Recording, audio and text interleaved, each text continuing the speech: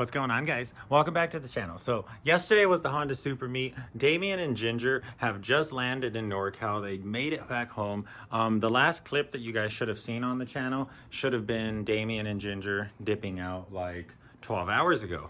The entire day at Irwindale, it was like over 100 degrees, and Irwindale is literally just black asphalt. Like, dude, we were cooking. So I don't know if the video ended up being long or short. It's probably one of the shorter videos, but that's the reason why. We were literally just trying to survive. It was so freaking hot. We met up with Steve Amoeba. Steve Amoeba had a cooler. He had a bunch of ice waters. He had these little seltzers. So that was super cool. We got to see Tony make a bunch of passes. Tony made like 13 passes in his stock EF sedan. But like, for the most part, there weren't too many people running it. By the time we got home, everyone was pretty much just drained. Ginger and Damien ended up crashing out in the living room. They woke up in the middle of the night. It was like 4 a.m. when they finally like got up and they were like actually ready to leave. Packed up the wagon and they hit the road. From what I hear, it was pretty much just a straight shot. They didn't run into any problems at all. The wagon made it all the way back to the Bay Area and they are currently home as we speak.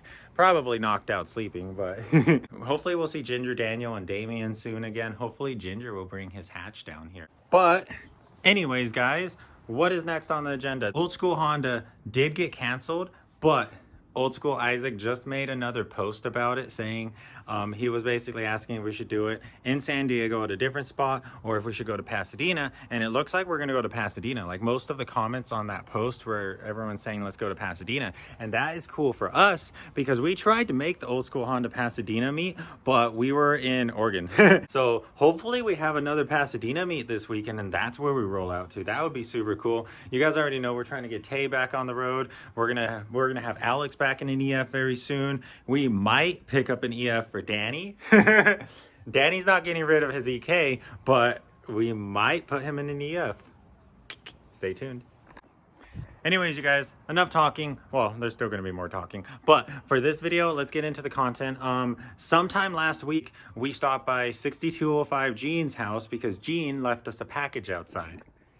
This is a bunch of CRX parts, like just a bunch of interior, it looks like. Gene is currently building a CRX at Gretty Performance in Irvine, and I don't know, he's been sending me pictures for months. It's a crazy ass build. But anyways, he said that all of this stuff needed to go. This was all just like spare parts. This was all just stuff that he collected and did not need anymore. And pretty much we don't know anything about what this stuff is. We don't know what is in this box. If you guys don't follow 6205 Gene on Instagram, and you guys have Instagram, definitely shoot him a follow. Gene has been a very close friend of ours for a while now, pretty much ever since we got into the EF scene down here. Gene's freaking awesome. He has provided us parts countless times. We even did a little bit of pest control for him in the past, and now we got a box of goodies.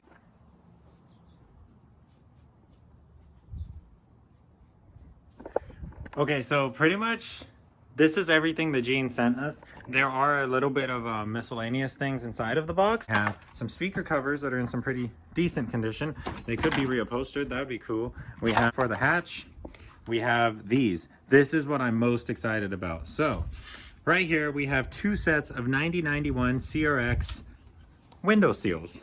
These are the seals that go right here. These are 9091. The reason I say that is because when you line it up, they are short. You're missing about ½ an inch from the window seal to the actual door sash. And the reason why is because on 9091 CRXs, Civics, EFs, you're gonna have seat belts mounted to the door, right? But on an 88, like my car, you have these little paper doors that literally don't weigh nothing at all, and you have your seat belts mounted to the pillars. And that's super cool, but it makes this part a unique part that you can only get on 88 CRXs. Ever since I've owned this car, this seal has been really badly sun rotted. It's, as you can see, all chewed up. The clips are broken. It comes flying off on the freeway and I always have to kind of like slap it down in there. As you guys can see, Gene sent us plenty of these door seals, but they're all 9091, right? Right? Except for this one. This one's a little bit longer. And it just so happens to be the right side. Check this out. So that's lined up, right? And that's lined up, right? Hell yeah. Freaking Gene, you're a lifesaver, dude. This is exactly the part I've needed ever since I've owned this car, and I've never really bothered looking for it because I never really, I don't know, thought I would find it that easy. Sheesh. That's so awesome. I can't wait to install that. That's gonna be cool because that thing's annoying. That thing always flies off on the freeway. Now we can replace that seal. That's freaking awesome. Let's keep going through the box. Over here we have 3 of the door trim, the lower door trim. And then right here, we have these 2 guys. These are super rare. These are 88 side protectors. That's what the side trim is called. These are fat. Here's the 80, or here's the 89, 90, 91. They are skinny. Y'all see that? That is the difference between 88 and 89, 90, 91. My bumper came off of Alex's car. So this is actually a 90, 91 bumper. See how that trim lines up? The more you know. So we have spare 88 trim. These 2 are for my car because these are actually like almost mint condition. Like these things are beautiful. I know Gene probably did not consider these mint condition, but I do. And then this guy will probably just be a spare. We do have a lot of 90, 91 cars, so we might need this, but if anyone needs it, you already know. Over here, Gene provided us literally 3 pairs of A-pillar trim. Like, this is awesome. We have black, blue, and black again. Black, black, blue, I think. We got some windshield wiper arms. We have some miscellaneous little covers. This is a blue fuse box or under dash cover. This is the trim that goes on the hatch. These guys, these are the inner door seal. These are for 90, 91 cars. These go like that. We have another mirror. Right here is my spare mirror. Let's see if we have a set. Do we have a set now? Oh no, oh no, they're the same mirror. Oh man. Okay, that's really awesome. Thank you, Gene, so much. Thanks so much. Sorry I didn't come by early enough for us to actually talk and hang out and stuff. I came at like 3 in the morning. I even woke him up with my exhaust because I had a gnarly exhaust leak when I went to go and pick up all of this stuff. But thank you so much, brother. Thank you, thank you, thank you so much. Like, you already know, none of this stuff's gonna get thrown away. If anything, I'm gonna collect it for 10 years, but we are going to rehome all of these parts and they are all gonna eventually be back on a CRX. Okay, with that being said, guys, we need to get Casera running right because, well, I don't know if I'm gonna show it to you guys in this video. I might show it to you guys in this video, but our Max Speeding Rods turbo kit is in. We do have everything we need to install our turbo kit right now. We don't have everything we need to boost the car because we're still missing a wastegate and a blow-off valve, but we're almost there. We're checking things off of the list one by one and the list is almost complete. We need to get Casera running right before we do something like that because it is way easier to work on an all-motor car than a boosted car. Right now our main issue is that we're still dealing with that sputtering issue. Basically my idle was jumping up and down ever since I pulled that throttle body off. I've bled the system over and over and over and over and over again, and she still insists on jumping up and down. And that's really annoying. That's the, you know, the infamous Honda idle. We're gonna have to deal with that because it makes drivability at low speeds really annoying. It just makes the car jerk around. You know, it's basically like you're just tapping the gas while in gear. So we're gonna deal with that. And the way I think we're gonna deal with it is by pulling off our OBD0 intake manifold and replacing it with either an OBD1 manifold, an OBD2 manifold, or the Skunk 2 manifold, because we still do have our Skunk 2 big runner manifold. Okay, so really quick, I'm gonna clean all of this stuff up. I'm gonna find somewhere to store all of the parts that Gene gave us, and then I'm gonna go and pull a couple manifolds from my junkyard, see which one's the cleanest, which one's the best one to install on this car, and then we will get to wrenching. So let's go.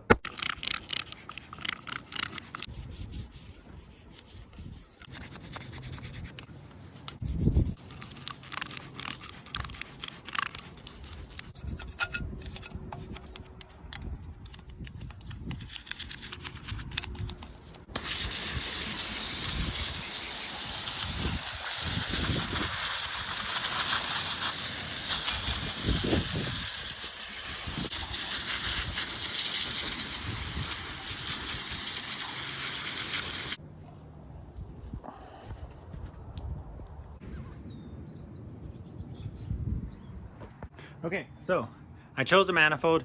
The reason I chose that OBD1 manifold is because it has the OBD1 throttle body still attached to it, and it was my only manifold that was pretty much complete. It's missing an IAT sensor, but I think that's pretty much the only thing we're gonna have to swap over. I went over there and I cleaned it off. I gave it a good degreasing. I even washed the inside of it, got a lot of the carbon out, just because I don't like to run dirty things. I say that while I'm recording with a dirty camera. While the intake manifold is out there draining and drying, we are going to begin pulling our OBD0 intake manifold. This shouldn't be too hard. All we really need to do is pull our intake arm over there, lift up our strut bar, remove our fuel rail, remove our clutch cable, disconnect all of our little vacuum lines that are going everywhere, disconnect our throttle cable, and then from there, I think we'll be good to start draining the radiator and getting all of the bolts that hold the intake manifold onto the head, or all the nuts, I should say.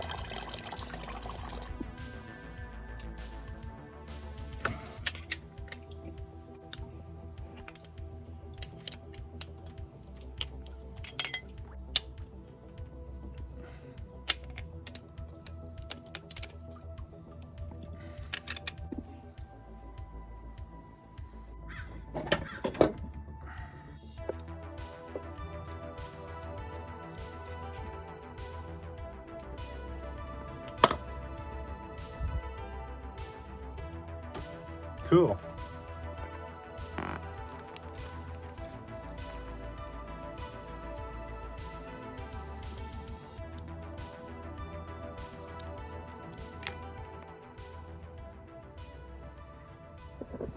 What's going on, guys? So we got the OBD0 intake manifold pulled off, and I also pulled off that diaphragm valve. Tony, Chillis DF, hit me up and he wants that. He's been bugging for that. He was bugging for that at the Super Honda meet. I don't know what he wants that for, but he wants that. So I pulled off that little diaphragm for him, and we're gonna shoot that to him at the Old School Honda meet this Sunday. But until then, let's get back to working on Casera. So I'm going to clean up my wire tuck. I also believe that I'm going to need to extend or change at least some of the positioning of some of my sensors, because I know for a fact that the IAT is going to be in a different location. So I'm going to mock up the OBD1 manifold and I'm going to see what I got to do with my wires. But for the most part, Should be ready to go.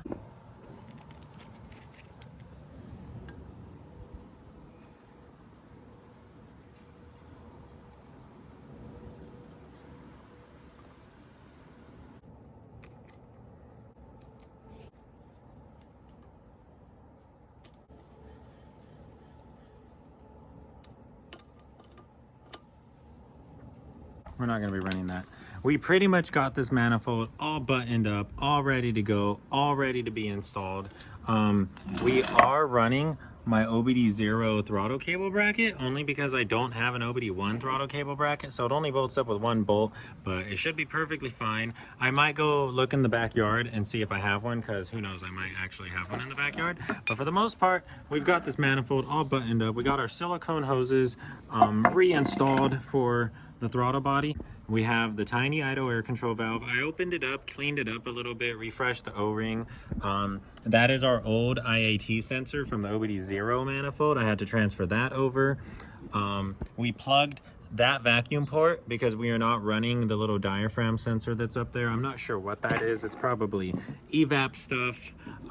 This is going to be for a fuel pressure regulator. We are going to need to switch to an OBD1 fuel rail because the OBD0 fuel rail is not going to line up with the studs, but for the most part we're good. Oh, and we also have a new PCV valve, and this PCV valve is ready to go. I already tested it, so that should be good to go, and this should be ready to install. Hopefully, now that this guy is mounted in its stock location where it should go for the setup that we are running in the CRX, hopefully we won't have any more problems. I also freed up the idle screw. It is a very smart idea to free up that idle screw before installing your manifold, just because it's so much easier right now, and half of the time you have an idle screw that's completely seized and then you strip it out inside of the bay and then you can't adjust idle. So we avoided all of that. This guy is freed up and ready to be adjusted. So I think we're ready to go. Let's get this thing slapped on. Normally you guys are going to want to change your intake manifold gasket, but we are running this plastic gasket and it is reusable, so we should be Gucci there. At some point in life, I owned a white plastic intake manifold gasket, and I was actually going to give that to Issa and use that on Issa's car, but I lost it and I can't find it, so that's cool. But let's pick that up and let's throw that on the engine. Let's go.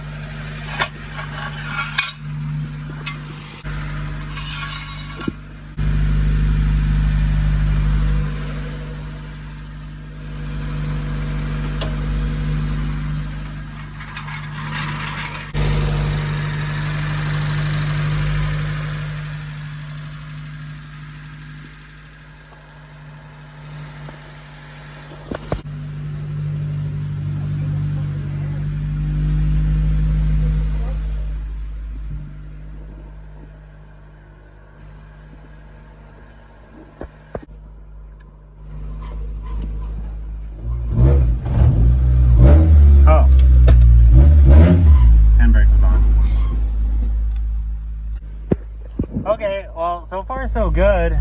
Car's been idling for like a long time. We were holding idle. Idle was a little high, but temp is stable, and so far it's a lot better than it was before. Still not perfect. Not sure why idle's so high. I have my idle adjustment screw pushed all the way in. So yeah, I don't know.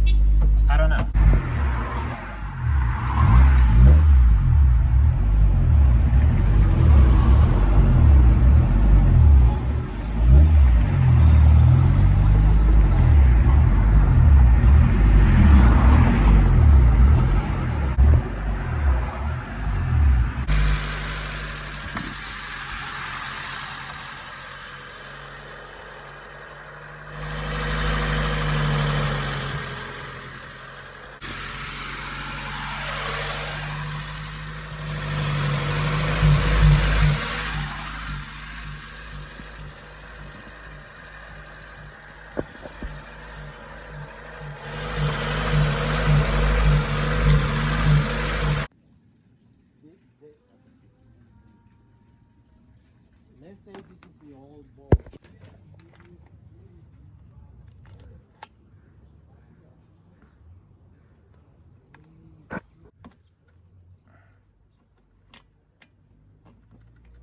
Okay. Should be good.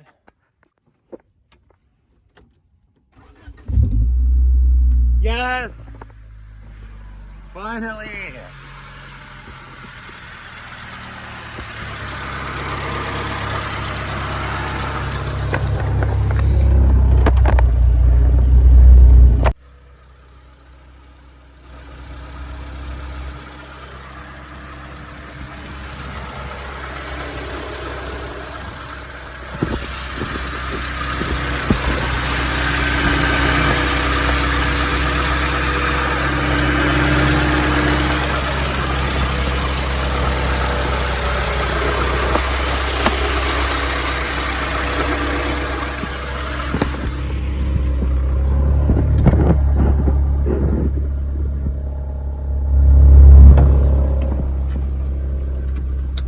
What's going on, guys? So let's wrap up this video.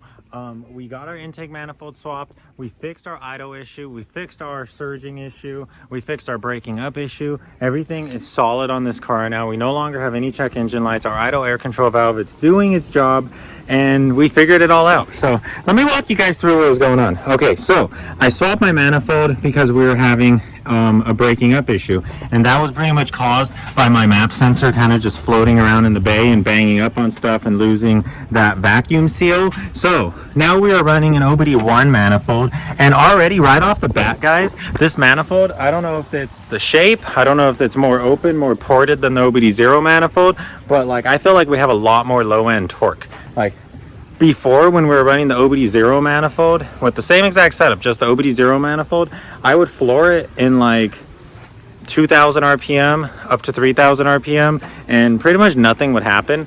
But now, I don't know, it feels like even at 2,500 RPM, if I floor it, it just feels like we pick up speed a lot quicker. It feels, I don't know, I just feel less of a need to downshift now, so that's cool. But that didn't solve our idle issue. We're idle surging, and it's been really annoying. I did pretty much everything. I figured out my vacuum leak. We had a bad O-ring seal. We replaced that O-ring seal. She's solid now. She's freaking idling. We bled her all the way, and yeah, guys, that was a success. It took a little bit longer. It was a little bit more involved than just swapping the manifold, but at the end of the day, we figured out all of our problems, and this car is solid now. So tomorrow is Old School Honda Pasadena Part 2. This time we're gonna make it out there. We're gonna try to be there super early. If we can get there like 7:30 a.m., that is actually the roll call for the EF section, and it looks like we're gonna line up in sections, and I don't know, dude. I really don't know what to expect, but we're gonna make it out to Pasadena. What? You can expect to have fun. So if you guys want to have fun, definitely subscribe. Definitely hit that like button if you learned anything or found this trial and error nonsense entertaining. But either way, guys, I will see y'all in the next video. We're going to Old School Honda tomorrow. Actually, it's going to be in like 12 hours. But I will see you guys in 12 hours. Like and subscribe. Maybe until next time, save an EF yourself. Or an 88 pickup. Needs to stop taking apart jacks.